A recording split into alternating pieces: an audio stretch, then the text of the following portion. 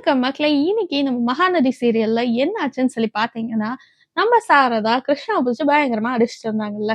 அவன் வந்து நர்மதா கிட்ட தப்பா நடந்துக்க பார்த்தான்னு சொல்லிட்டு, நம்ம விஜயோட சித்தப்பா தப்பா சொன்ன ஒரு விஷயத்த வச்சுட்டு, நம்ம சாரதாவ அடிக்க ஆரம்பிச்சுட்டாங்க. இத பார்த்துட்டு நம்ம விஜயோட பாட்டி விஜய்க்கு கால் பண்றாங்க. அப்போ நம்ம விஜய் வந்துட்டு ஆஃபீஸ்ல ஒரு மீட்டிங்ல இருக்காரு.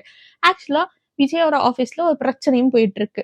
அத பத்தி அவங்களோட வொர்க்கர்ஸ் வந்து பேசலாம்னு சொல்லி நினைக்கும்போது, சரி ஓகே இன்னைக்காச்சும் மீட்டிங்க்கு வராரே, மீட்டிங்ல பேசலாம்னு சொல்லி யோசிச்சுட்டு இருக்கும்போது, கரெக்ட்டா மீட்டிங்க்கு உள்ள வந்து விஜய் கால் வருது.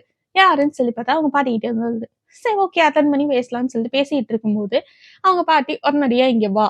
இங்க ஒரு பிரச்சனை ஆகுதுன்னு சொல்ல, நம்ம விஜய் பாதியிலேயே மீட்டிங் வச்சுட்டு போயிட்டாரு.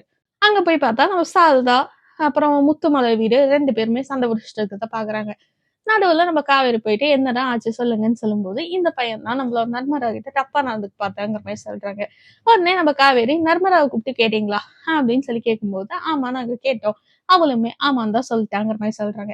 இத கேட்ட காவேரியே டென்ஷன் ஆயி அவளுமே கிருஷ்ணாவ புடிச்சு அடி அடின்னு அடிக்கிறான். நடுவுல வந்து விஜயுமே அத பத்தின எந்த விஷயத்தையுமே சொல்லாம, நம்ம கிருஷ்ணாவ வெளிய அனுப்புறதுல மட்டுமே இருக்காரு.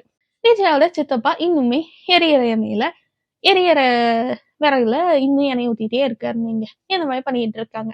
சரி இவன இதுக்கு மேல இந்த வீட்ல வச்சுக்க முடியாது அப்படின்னு சொல்லிட்டு யோசிக்கும்போது, கரெக்ட்டா நம்ம முத்துமலருமே கிருஷ்ணாவ கூப்பிட்டு என்னதான் ஆச்சுன்னு கேட்கும்போது, நம்ம கிருஷ்ணா நடந்த விஷயத்த பத்தி சொல்றாரு. அந்த பொண்ணு கீழ விழுகதா போச்சு. நான் புடிக்கதான் செஞ்சேன் அப்படின்னு சொல்லி சொல்லும்போது, நம்ம முத்துமலர் அப்போ உன் மேல எந்த தப்புமே இல்லைல. அவங்க இந்த மாரி பேரு ஒண்ணு சொல்றது தப்பு.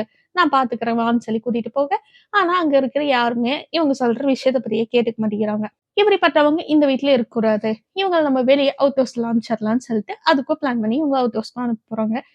இதுக்கப்புறம் என்ன ஆக போகுதுங்கிறது நம்ம நாளைக்கு வெயிட் பண்ணி பார்க்கலாம்.